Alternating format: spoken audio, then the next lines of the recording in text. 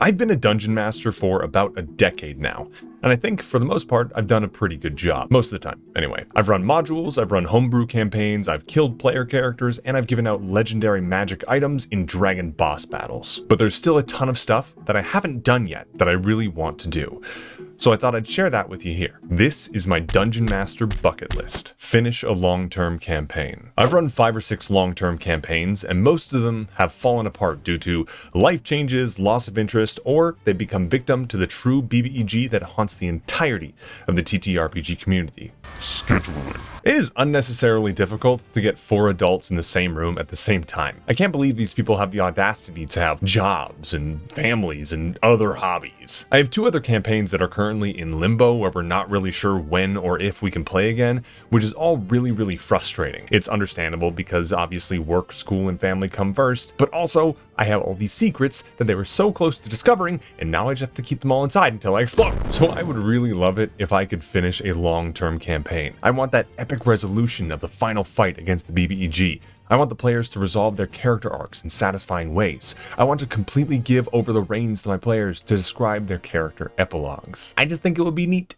Run a proper beholder encounter. Believe it or not, after almost 10 years of being a dungeon master, I've never run a real beholder. I mean, I've used zombie beholders and I've had beholder NPCs that the players have interacted with, but I've never actually gotten to use a full-powered one in combat, which sucks because I think they're one of the best designed monsters in 5e. They have a ton of different options, a built-in environmental hazard with their anti-magic cone, an element of randomness, and plus they are extremely deadly, which gets the players right on the edge of their seat. I just like it when my players are concerned for their survival. Figure out how to run high-level D&D. Tier 4 D&D is essentially broken. Tier 4 meaning levels 17 through 20. It's clear that Wizards of the Coast didn't really expect people to play much at those levels because there are so many cool abilities that the players get that are extraordinarily powerful, but you don't really get many monsters that can match that power. And a lot of the 9th level spells just are sort of encounter ending, even if you have high CR monsters. I've run a couple sessions at level 17 and 18,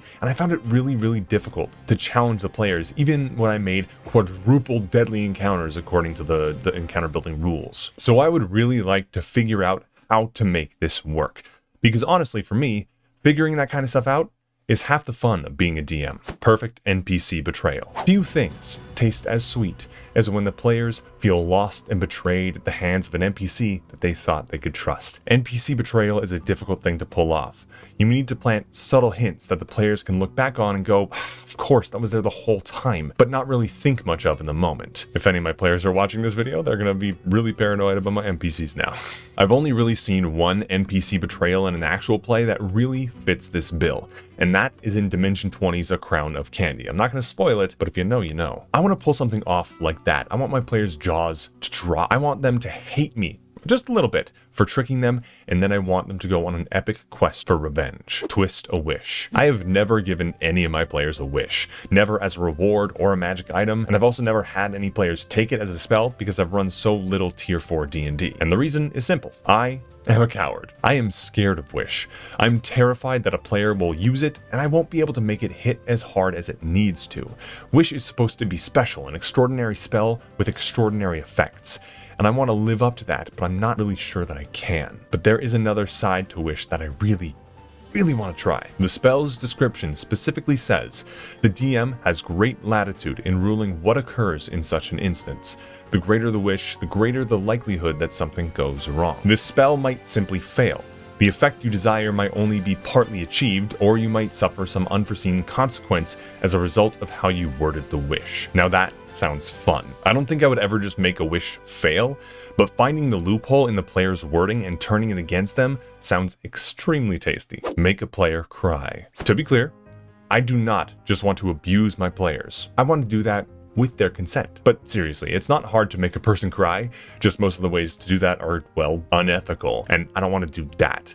What I want to do is, with the help of my players, tell a story that everyone is so invested in that the experiences they're having move them to tears. Whether that's grief, joy, or laughter, I don't really care. I want a moment like Scanlan's Gambit in the penultimate episode of Critical Role's first campaign.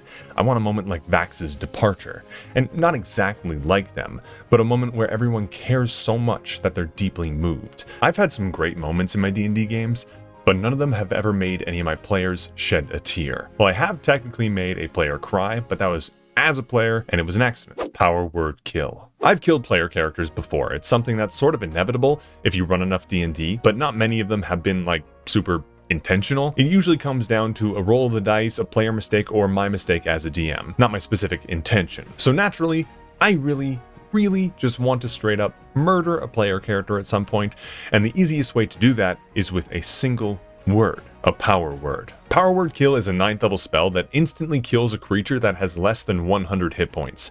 No death saves, no attempts to stop it, just death. This isn't a great spell to choose as a player, mostly because once you get to the level where you can cast it, there are much better options, and 2, once you reduce an enemy to below 100 hit points, they're basically dead anyway. A level 17 party can do well over 100 damage without trying in a single round, so what is the point really? The point is, as a DM, when you have power word kill on your monster, combat becomes an entirely different game. Hit points become a much more valuable resource, and healing actually matters, instead of being good to go until you're at 0. If you're below 100, you are under threat. More resources will be used for healing instead of damage and control, desperately trying to keep everyone above 100 so they don't get instant killed. I think having a power word kill on an enemy in a big boss battle brings a fun layer of strategy to the encounter as well as raising the stakes, so I would love to run an encounter where I have access to it. The deck of many things. I like feeling that I have some semblance of control over what happens in my sessions. It's usually not true,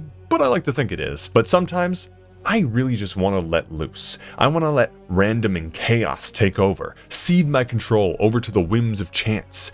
And one of the best ways to do that is to give your players a deck of many things. For those who know nothing about it, the Deck of Many Things is a legendary magic item that can absolutely destroy a campaign. It has cards in it that are extremely beneficial, like gaining a very rare magic item or gaining 50,000 experience points, to cards that force you to fight an avatar of death alone or trap your soul in an object on a different plane of existence, and your friends can only find it by casting a wish spell. I've avoided the Deck of Many Things as a DM because I put a lot of thought into my campaigns, and this seems like a great way to completely and utterly destroy everything I built. But someday, in the right campaign, I want to just unleash it and see what happens. Counterspell Revivify. Picture this. You are in the fight for your life against your campaign's final boss. You're slinging spells, swinging swords, but this thing just won't die. But your companions can. It's a close fight, with several of your friends being knocked unconscious. You manage to get most of them back up, but for one of them, you're too late. You scramble over to their body to check their wounds, and they're cold. Unnaturally still. They're gone. Thankfully, you are prepared. You pull a handful of diamonds from your pouch and begin speaking an incantation that you know will restore your companion to life. Then partway through, the magic energy that you're harnessing fades, and the magic words catch in your throat, and your diamonds disintegrate to dust. You're confused. This spell works. You've used it before. There's no reason this shouldn't have worked. And you look up, and you see them. The villain you've been fighting with their hand extended and a smug grin on their face.